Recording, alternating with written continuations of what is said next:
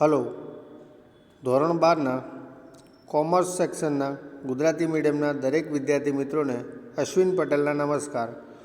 તો વિદ્યાર્થી મિત્રો, આપણે વિષય સ્ટેટની અંદર પાર્ટ 2 જેના આપણે પ્રથમ 3 ચેપ્ટર પૂર્ણ કર્યા.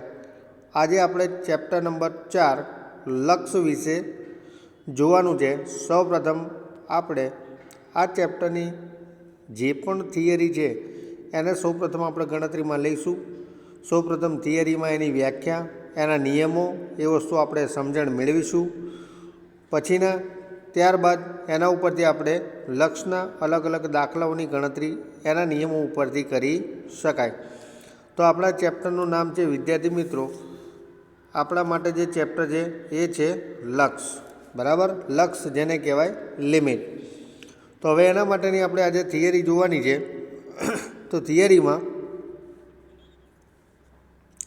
સૌપ્રથમ વ્યાખ્યાથી શરૂઆત કરીએ.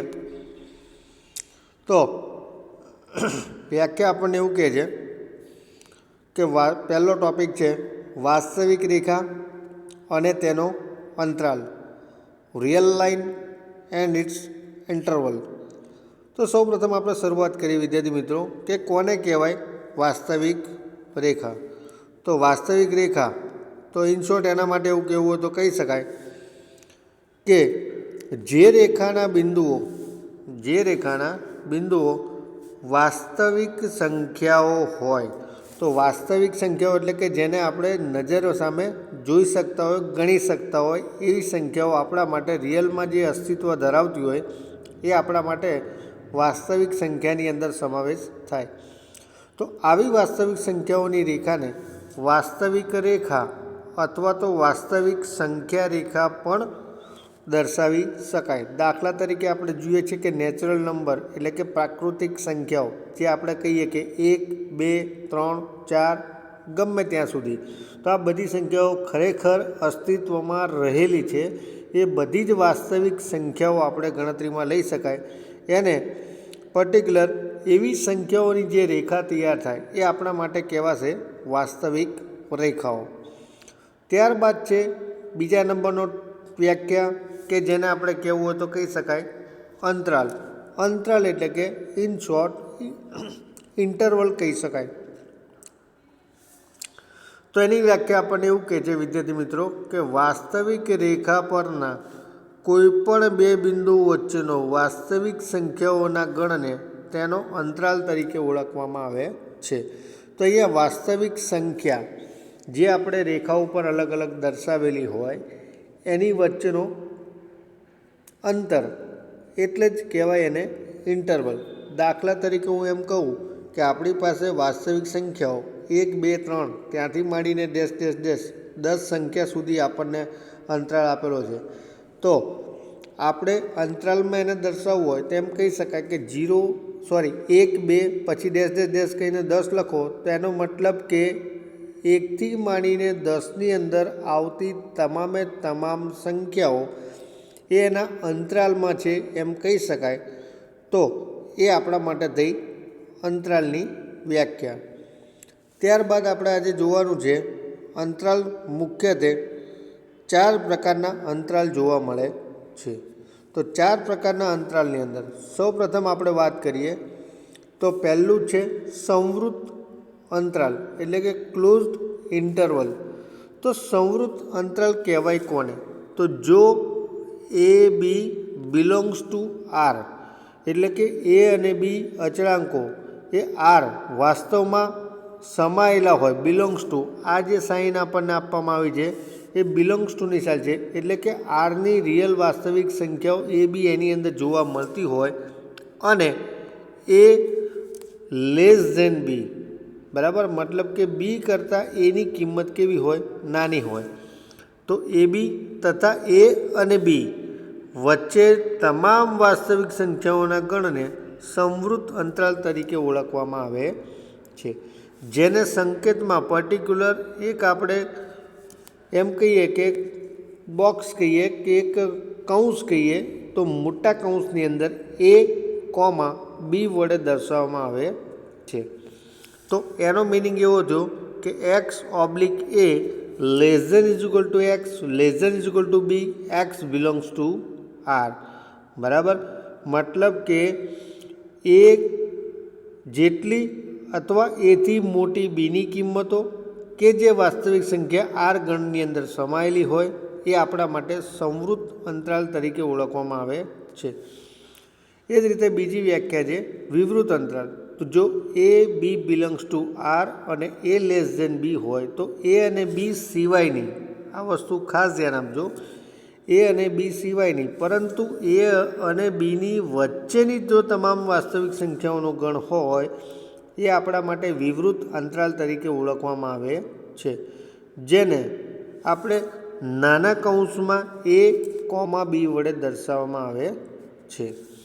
તો અહીંયા એ બી બરાબર એવું કહેવું હોય તો કહી શકાય કે X oblique A less than X, less than B, X belongs to R. ત્રીજા પ્રકારની વ્યાખ્યા છે સંવૃત વિવૃત અંતરાલ. તો જો A B belongs to R અને એ લેસ ધેન બી હોય તો એને સમાવતી તથા એ અને બી વચ્ચેની તમામ વાસ્તવિક સંખ્યાઓના ગણને સંવૃત વિવૃત અંતરાલ તરીકે ઓળખવામાં આવે છે, જેને સંકેતમાં શરૂઆત મોટા કૌંસથી થશે અને અંત નાના કૌંસથી થાય. એટલે કે મોટા કૌંસમાં એ કોમા બી નાનો કૌંસ વડે દર્શાવી શકાય છે. તો જેમાં કહેવાય કે એ અને બી બરાબર X oblique A less than equal to X, less than B, X belongs to R. ત્યારબાદ છે નેક્સ્ટ આપણા માટે વિવૃત અંતરાલ. તો વિવૃત અંતરાલ આપણને શું કહે છે કે જો એ અને બી બિલોંગ્સ ટુ આર અને એ લેસ ધેન બી હોય તો બીને સમાવતી તથા એ અને બી વચ્ચેની તમામ વાસ્તવિક સંખ્યાઓના ગણને વિવૃત સંવૃત અંતરાલ તરીકે ઓળખવામાં આવે છે, જેને સંકેતમાં શરૂઆતમાં નાના કૌંસથી શરૂઆત થશે અને મોટા કૌંસથી એનું અંત આવશે. તો નાના કૌંસમાં એ અને બી પછી મોટા કૌંસની નિશાની વડે દર્શાવાય છે, જેના બરાબર થશે X oblique A less than X, less than equal to B, X belongs to R. ત્યારબાદ આપણે જોવાનું છે માનાંક મોડ્યુલસ. તો જો કોઈ વાસ્તવિક સંખ્યા એક્સ હોય તો તેને અરુણ દર્શાવવા માનાંકનો ઉપયોગ કરવામાં આવે છે. અરુણ એટલે કે જે વસ્તુ ઋણ નથી, માઇનસ નથી અથવા તો ધન છે. તો એક્સ માનાંકને માનાંકમાં એક્સથી દર્શાવાય છે અને વાસ્તવિક સંખ્યાઓનો માનાંક હંમેશા કેવો હોય છે? ધન હોય છે. એટલે કે માનાંકમાં એક્સ બરાબર એક્સ અથવા તો x greater than is equal to 0, minus એક્સનો સમાવેશ થતો નથી. ત્યારબાદ છે નેક્સ્ટ ટોપિક કે જેને કહેવાય માનાંકમાં x minus A less than delta. તો માનાંકની વ્યાખ્યાનો ઉપયોગ કરતાં આપણે એવું કહેવું તો કહી શકાય કે એક્સ માઇનસ એ જે માનાંકમાં છે અને લેસ ધેન ડેલ્ટા, તો એનો વિકલ્પ આપણને ફાઇનલી એનું આન્સર આ બનશે કે કૌંસની અંદર એ માઇનસ ડેલ્ટા અલ્પવિરામ એ પ્લસ ડેલ્ટા. આનું ફાઇનલ સ્વરૂપ આપણને આ જોવા મળશે. જ્યારે માનાંકમાં x minus delta less than delta કીધું હોય તેનું મેઇન સૂત્ર આપણું કયું બનશે? તો એ માઇનસ ડેલ્ટા અને એ પ્લસ ડેલ્ટા. આ વસ્તુ આપણે એને શેમાં દર્શાવી દઈશું? કૌંસની અંદર. તો એ માનાંક માટેનું સૂત્ર થયું. ત્યારબાદનો ટૉપિક છે કે જેને કહેવાય સામીપ્ય. તો સામીપ્ય એટલે એમ કહી શકાય કે એનું ડેલ્ટા સામીપ્ય. તો જો એ બિલોંગ્સ ટુ આર અને ડેલ્ટા લેસ ધેન 0 હોય, ગ્રેટર ધેન 0 હોય તો એ માઇનસ ડેલ્ટા અને એ પ્લસ ડેલ્ટાને એનું સામીપ્ય કહેવાય અને તેને સંકેતમાં કેપિટલ એન કૌંસમાં એ ડેલ્ટા વડે દર્શાવવામાં આવે છે. તો અહીંયા આપણે એનું સૂત્ર ડેલ્ટા માટેનું સૂત્ર આપણા માટે આ વસ્તુ બની શકે કે જો એને માનાંક સ્વરૂપે દર્શાવવું હોય તો એન કૌંસમાં એ ડેલ્ટા બરાબર થાય માનાંકમાં x minus A less than delta, અને જો એને અંતરાલ સ્વરૂપે દર્શાવવું હોય તો કેપિટલ એન કૌંસમાં એ ડેલ્ટા બરાબર કહેવું હોય તો કહી શકાય એ માઇનસ ડેલ્ટા અને એ પ્લસ ડેલ્ટા. એનું વિચ્છિન્ન ડેલ્ટા સામીપ્ય સ્વરૂપ, તો એનું વિચ્છિન્ન ડેલ્ટા સામીપ્ય સ્વરૂપ એટલે કે એ બિલોંગ્સ ટુ આર અને ડેલ્ટા ગ્રેટર દેન 0 હોય તો એ માઇનસ ડેલ્ટા અને એ પ્લસ ડેલ્ટા માઇનસ બ્રેકેટમાં એ, તો એનું છિદ્રિત ડેલ્ટા સામીપ્ય કહી શકાય, જેને સંકેતમાં એન કૌંસમાં એ અને ડેલ્ટા વડે દર્શાવવામાં આવે છે. તો આ એનું સામીપ્ય સ્વરૂપ થયું. ત્યારબાદ વાત કરીએ તો થિયરીમાં કે વિધેયનું લક્ષ કોને કહેવાય? વિધેયનું લક્ષ. તો વિધેયનું લક્ષ એટલે કે એમાં આવે એક્સ રેઝ ટુ એ નો સૌ પ્રથમ આપણે અર્થ સમજવો જોઈએ. તો જો કોઈ ચલ એક્સની કિંમતમાં ઘટાડો કે વધારો કરતાં કોઈ ચોક્કસ સંખ્યા એની ખૂબ જ નજીક લઈ જવામાં આવે તો એક્સ એ એને અનુલક્ષે છે તેમ કહેવાય, અને તેને સંકેતમાં એક્સ એરો કીની નિશાની અથવા તો એક્સ રેઝ ટુ એ વડે દર્શાવવામાં આવે છે. એટલે એમ કહી શકાય કે એક્સ રેઝ ટુ એ એટલે કે એક્સની કિંમતો એની ખૂબ જ નજીક છે પરંતુ એ જેટલી નથી અથવા તો એ નથી એમ કહી શકાય. સેમ આપણે એવું બીજો પોઈન્ટ જોવાનો છે એક્સ રેઝ ટુ 0. તો જો કોઈ પણ ચલ એક્સની ધન કિંમતો ઘટાડતા કે ચલ એક્સની કિંમતો ઋણ કિંમતો વધારતા 0ની ખૂબ જ વધુ નજીક આવે તો એક્સ એ 0ને અનુલક્ષે છે એમ કહેવાય. તેને સંકેતમાં એક્સ રેઝ ટુ 0 વડે દર્શાવવામાં આવે છે. તો એક્સ રેઝ ટુ 0 એટલે કે એક્સની કિંમતો 0થી ખૂબ જ નજીક હોય પરંતુ એ 0 કહી શકાય નહીં. X not is equal to 0. ત્યારબાદ વાત કરીએ તો વિધેયનું લક્ષ. તો વિધેયનું લક્ષ કોને કહેવાય? તો જ્યારે ચલ એક્સની કોઈ કિંમત એક સંખ્યા એની વધુને વધુ નજીક લઈ જવામાં આવે ત્યારે વિધેય એફ ઓફ એક્સની કિંમત જો કોઈ નિશ્ચિત સંખ્યા એલની એટલે કે લિમિટની વધુને વધુ નજીક જાય તો એમ કહી શકાય કે એક્સ એ એને અનુલક્ષે છે અને એફ ઓફ એક્સ એ એલને અનુલક્ષે છે. તો એલને વિધેય એફ એક્સનું લક્ષ્ય કહી શકાય, જેને સંકેતમાં limit x raise to A F of x is equal to l વડે દર્શાવવામાં આવે છે. એલ ફોર લિમિટ, લિમિટ એટલે કે લક્ષ. તો એલ એ વિધેય એફ એક્સનું લક્ષ છે, માટે F X does not is equal to L. મતલબ કે એક્સનું વિધેય એ લક્ષ નથી પણ લક્ષને અનુલક્ષે છે એમ કહેવું હોય તો કહી શકાય. હવે ત્યારબાદ આપણે આગળ જોવાનું છે. આ જે વ્યાખ્યા આપણે જોઈ આજના સેશનની અંદર આપણે સૌપ્રથમ તમામ પ્રકારની વ્યાખ્યાઓ વિશેની આપણે ચર્ચા કરી. તો આજના આપણા મેઇન પોઈન્ટ કહેવું હોય તો કહી શકાય કે જે પણ આપણે વિધેયનું લક્ષ્ય જોયું એની અંદર અગત્યના સૂત્રો હવે આપણે જોઈ લઈએ કે જેના ઉપરથી તારણ દઈ શકાય. તો આ સૂત્રોની અંદર સૌપ્રથમ છે લક્ષના કાર્ય નિયમો. તો લક્ષના કાર્ય નિયમોની અંદર સૌપ્રથમ જો એફ ઓફ એક્સ અને જી ઓફ એક્સ વાસ્તવિક સંખ્યા એક્સના વિધેયો હોય તો limit x raise to A F of X બરાબર એલ તેમજ limit x raise to A G of X અને જેના બરાબર એમ હોય તો એના ઉપરથી આપણને 4 અલગ અલગ સૂત્રો બની શકે. પ્રથમ સૂત્ર લિમિટ જો એક્સ રેઝ ટુ એ એમ કહી શકાય કે બ્રેકેટમાં f of x plus or minus g of x એના બરાબર થાય limit plus or minus m. જો ગુણાકારનો નિયમ હોય તો limit x raise to A F of x into g of x હોય તો એલ ઇન્ટુ શું થાય એમ. ભાગાકારના નિયમમાં limit x raise to A F of x upon g of x માટે કે એફ ઓફ એક્સને સ્થાને આપણે એલ લઈએ છીએ અને જી ઓફ એક્સને સ્થાને આપણે એમ લઈએ છીએ, એલ અપોન એમ થઈ શકે પરંતુ એ 0 થઈ શકે નહીં. અને લાસ્ટ કે લિમિટ એક્સ રેઝ ટુ એ બરાબર k into F of X બરાબર કે ઇન્ટુ એલ. મતલબ કે અચળાંક સંખ્યા જેના સ્થાને જો કે લેવામાં આવે તો કે ઇન્ટુ એલ સાબિત થાય છે. ત્યારબાદ છે લક્ષના પ્રમાણિત રૂપો.